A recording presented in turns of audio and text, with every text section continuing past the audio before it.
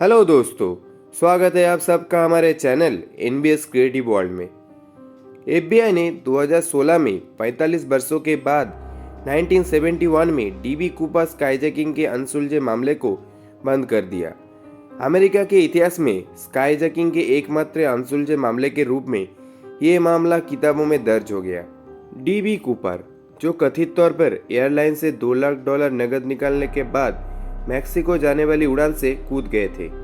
Police को उसकी body कभी नहीं मिला या उसकी पहचान नहीं हुई। कई ने कूपर के रिश्तेदार होने का दावा किया है, लेकिन डीएनए परीक्षण ने इनकॉन्सिस्टेंस की ओर इशारा किया और उसकी पहचान कभी स्थापित नहीं हुई। इसी तरह वर्ल्ड में और भी बहुत सारे अनसुलझे केस है। तो चलिए आज हम आप लोगों को दिखाते हैं हिस्ट्री के ऐसे ही कुछ केसेस के बारे में। लेकिन उससे पहले अगर आपने अभी तक हमारे चैनल को सब्सक्राइब नहीं किया है तो वो जो लाल कलर का सब्सक्राइब बटन दिख रहा है उसे दबा दीजिए और साथ ही में घंटी दबाकर ऑल पर सेट कर दीजिए ताकि आपको हमारी वीडियोस की नोटिफिकेशन मिलती रहे सबसे पहले। अब तक का सबसे कुख्यात अपराधियों में से एक जैक द रिपर 1888 में लंदन के ईस्ट एंड में 4 महीनों में 5 प्रोस्टिट्यूट को मारने और फिर उनकी अंतड़ियों को बाहर निकालने के लिए प्रसिद्ध हो गया। वे उनके काटे फटे शरीर को नोट्स के साथ छोड़ गए थे, जिसे वे कभी कभी पुलिस को निराश करने के लिए मेल करते थे। एक बार उसने वास्तव में एक हत्या की गई महिला की किडनी पुलिस को ताना मारने के लिए मेल किए थे। विक्टोरियन पुलिस ने इस केस की छानबीन तो शुरू कर दी, लेकिन उन लोगों को बहुत सारा प्रॉब्लम फेस करना पड़ा।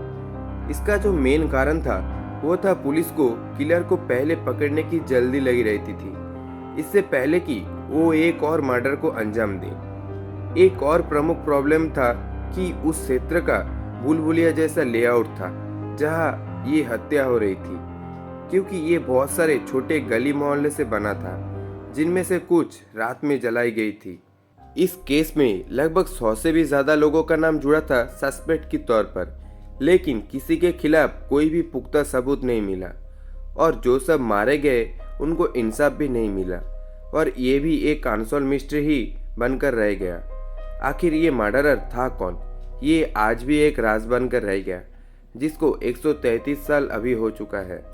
हॉलीवुड के सबसे प्रसिद्ध हत्याओं में से एक 1947 में एक्ट्रेस एलिजाबेथ शॉर्ट की हत्या थी। 22 वर्षीय लॉस एंजलिस के लेमार्ट पार्क में पाई गई थी, जो बैटमैन की जोकर की तरह उसके होठों को काटकर आधा काट दिया गया था। शॉर्ट कथित तौर पर अपने सच्चे प्यार की मौत की शोक मना रही थी, लेकिन उसके कई पुरुष मित्र भी थे जिनके साथ वो जैज क्लब जाती थी।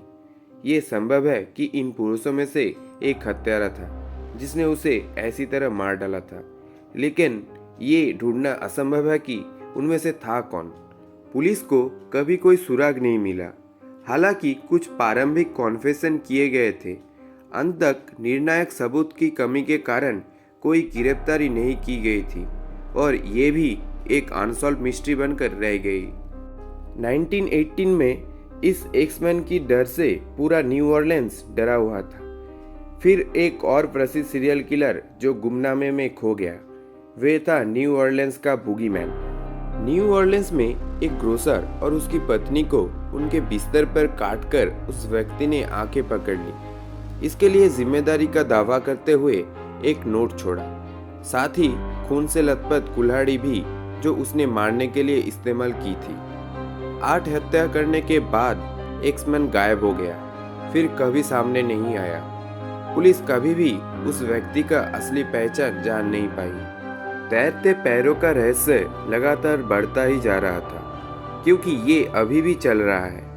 मूल रूप से 2007 में स्नीकर्स में कटे हुए पैर ब्रिटिश कनाडा में सालिस सागर के माध्यम से धोने लगे। सबसे अजीब बात यह थी कि ये पैर रनिंग स्नीकर्स पहने हुए थे। 2007 से स्नीकर्स में लिपटे 16 कटे हुए पैर क्षेत्र में बह गए हैं। स्पष्टीकरण डूबने वालों या आत्महत्या करने वालों की अवशेषों से लेकर है, लेकिन इस घटना को सीरियल किलिंग की उच्च संभावना से इनकार नहीं किया जा सकता है। तो चलिए दोस्तों, आज के लिए हमारा इस वीडियो में बस इतना ही। हमें कमेंट करके ज़रूर बताना आपको कौन सी मिस्ट्री जानने में सबसे हैरानी हुई, और आप किसी भी केस के बारे में और भी डिटेल्स में जानना चाहते हैं तो ज़रूर बताना, हम उसके ऊपर और एक वीडियो ज़रूर लाएंगे। आपको अगर हमारा ये वीडियो पसंद आ रहा है तो please like, share and subscribe करना ना भूलें। जल्दी ही मिलते हैं एक और नई और इंटरेस्टिंग टॉपिक के साथ।